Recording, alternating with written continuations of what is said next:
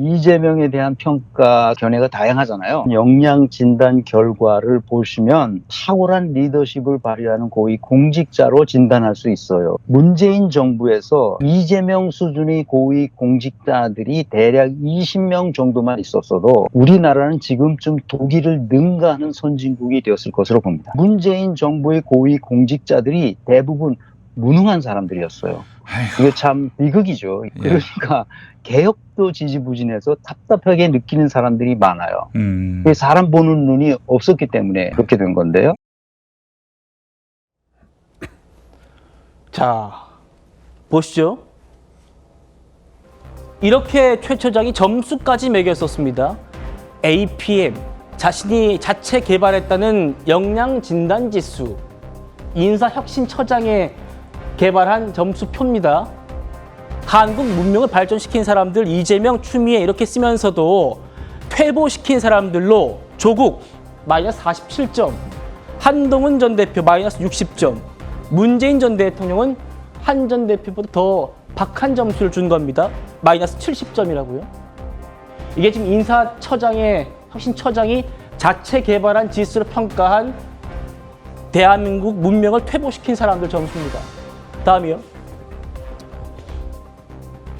무능한 사람은 무능한 사람끼리 논다. 무능한 사람들끼리 서로 존경한다. 돌아버리는 거지. 이게 지금 조국 전 대표와 문재인 전 대통령을 이렇게 얘기하는 거죠. 친문 윤건영 의원 화가 많이 난다, 치욕스럽다는 반응을 보였었지요. 오늘 이렇게 말했습니다.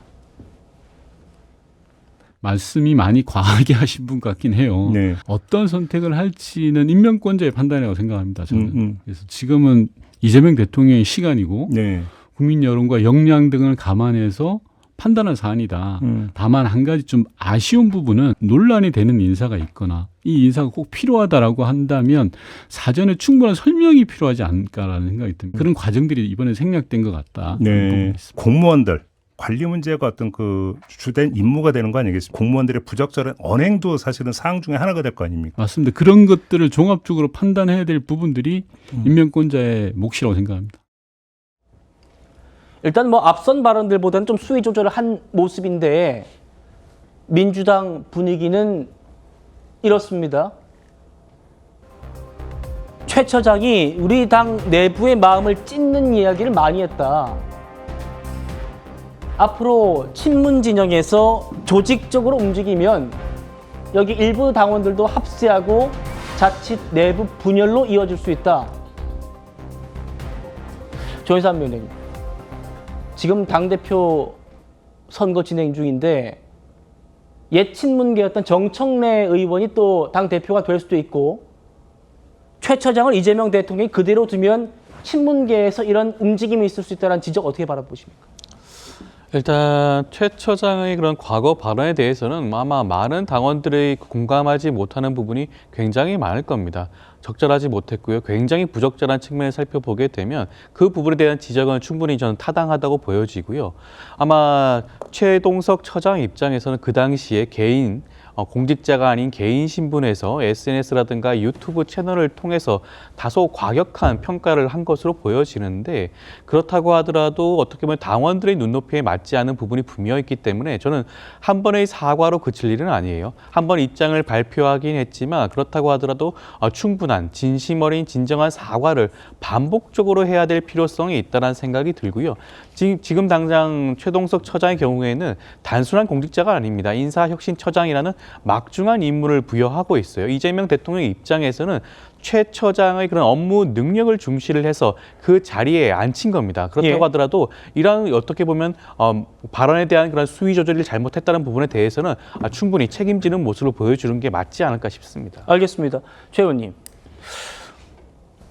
이재명 정부 초대 인사혁신처장이 개발한 자체 점수를 벌어보니까 네. 문재인 전 대통령, 조국 전 대표 다 마이너스 무슨 몇십 점씩 된다는 거 아니에요? 그 얘기를 듣고 가만히 있으면은 이재명 대통령이 가만히 있으면은 친문계에서 조직적으로 움직일 수밖에 없고 이게 내부 분열로 갈 수 있다. 이런 지적 어떻게 보십니까? 근데 최동석 인사혁신처장이 뭐 본인이 개발했다고 하는데 예. 거기에서 이재명 대통령이 96점 나오고 추미애 의원이 78점이 나온 걸 보면 예.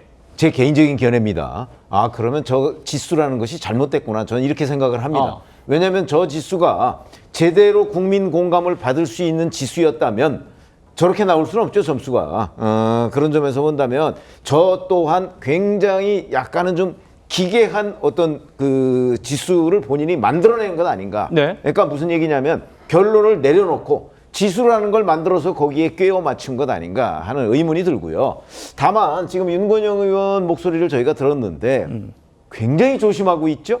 그러면서 이재명 정부 초기고 뭐 이런 얘기를 많이 합니다. 예. 저는 저런 것들이 바로 친문들이 지금 뒤로 돌아서서 어떤 생각을 하고 있는가. 저거는 육성 아닙니까? 그러니까 저기에서 본인의 속마음을 윤건영 의원이 지금 드러낼 수가 없는 거예요. 왜? 이재명 정부 초기니까. 만약에 이게 이재명 정부의 중기나 아니면 이재명 정부에 대한 일종의 왜 허니문 기간이라고 하잖아요. 그 기간이 아니었다면 저렇게 있지 않죠. 그런 점에서 본다면 지금 윤건영 의원이 말은 공개적으로 저렇게 하지만 예. 돌아서서 과연 이재명 대통령에 대해서 그리고 최동석 인사혁신처장에 대해서 어떤 생각을 하고 있을까 하는 거를 우리가 조금 확대 해석해서 보면 예. 그게 친문들의 정서라고 봐요. 친문들이 지금 그 최동석 이렇게 문재인 전 대통령 등 친문들에 대해서 막말, 비난 뭐 입에 담을 수 없는 얘기를 하고 있는 사람을 왜 이재명 대통령이 감싸고 있는가 하는 부분에 대한 굉장히 많은 의문을 가지고 있을 거예요. 다만 표현을 못 하겠죠, 지금. 왜? 이재명 정부 초기고 이재명 대통령의 힘이 지금 가장 강력할 때니까. 예. 다만 이 상황이 조금이라도 흔들릴 때 이제 그 저런 친문들의 그 어떤 정서적 공감 이런 게 한 번에 폭발할 가능성이 있거든요. 그러나 그게 지금 현재는 아니죠, 시점이. 그래서 일종의 시한폭탄 같은 상황을 지금 맞이했다 이렇게 보는데 물론 당장 그렇다고 해서 뭐 열흘 내에 무슨 일이 벌어진다 이런 건 아니지만 예. 저런 것들이 계속 잠복해 있으면서 이제 언젠가는 드러날 거라고 생각합니다.